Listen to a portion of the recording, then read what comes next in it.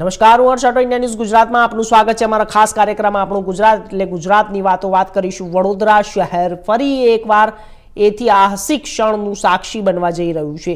આધુનિક શ્રી દુષ્યંત એન્ડ દક્ષા પટેલ સંકુલ સરદાર ધામનું ભવ્ય 3નું લોકાર્પણ દેશના પ્રધાનમંત્રી નરેન્દ્ર મોદીના હસ્તે 11 તારીખે કરવામાં આવશે।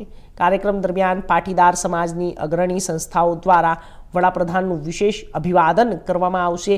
સાથે જ દેશના વિકાસ અને રાષ્ટ્ર નિર્માણમાં તેમના યોગદાનને બિરદાવતા સુવર્ણ મંડિત સરદાર અને ગૌરવ રત્ન એવોર્ડથી સન્માનિત કરવામાં આવશે। વડોદરા ખાતે સરદાર ધામ જ્યારે નિર્માણ પામેલા આધુનિક શ્રી દુષ્યંત એન્ડ દક્ષા પટેલ સંકુલ સરદાર ધામ 3નું ભવ્ય લોકાર્પણ થવા જઈ રહ્યું છે। આ વિશેષ કાર્યક્રમ દેશના પ્રધાનમંત્રી નરેન્દ્ર મોદીના હસ્તે જ્યારે 11 તારીખે યોજાશે અને તેને લઈને પાટીદાર સમાજમાં ઉત્સાહનો માહોલ પણ જોવા મળી રહ્યો છે। સરદાર ધામ સંસ્થા દ્વારા આ સંકુલને 150 કરોડના ખર્ચે અત્યંત આધુનિક સુવિધાઓથી સજ્જ બનાવવામાં આવ્યું છે, જેમાં 2000 દીકરા દીકરીઓ રહી અભ્યાસ કરી શકશે અને સમાજના શૈક્ષણિક, સમાજ અને સાંસ્કૃતિક વિકાસ માટે મહત્વપૂર્ણ અને કેન્દ્ર બનશે। કાર્યક્રમ દરમિયાન ગુજરાત સહિત દેશભરના પાટીદાર સમાજની અગ્રણીઓ સંસ્થાઓને પાટીદારના 25,000થી વધુ પાટીદારો પ્રધાનમંત્રી નરેન્દ્ર મોદીનું વિશેષ અભિવાદન કરવામાં આવશે। મોદી સાહેબ 11મીએ સરદાર ધામના લોકાર્પણ માટે આવી રહ્યા છે।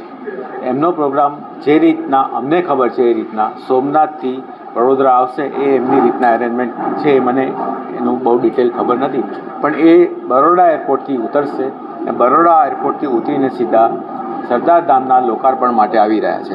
અહીંયા આગળ લોકાર્પણ વખતે અહીંયા આગળ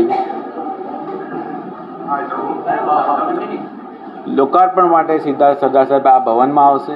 ભવનમાં પુષ્પાંજલિ કરશે। પુષ્પાંજલિ કર્યા પછી ભવનનું ઉદ્ઘાટન કરશે। ભવનની અંદર બીજું એક કંઈક પ્રોસેસ છે અમારે કે તકતી અનાવરણનો, એ કરશે અને પછી ભવનની વિઝિટ કરશે। ભવનની વિઝિટ પતી ગયા પછી સીધા એ પંડાલમાં જશે, જે મેઇન આપણો પંડાલ છે ત્યાં આગળ આવશે ને ત્યાં આગળ પછી આગળનો પ્રોગ્રામ ચાલુ રહેશે।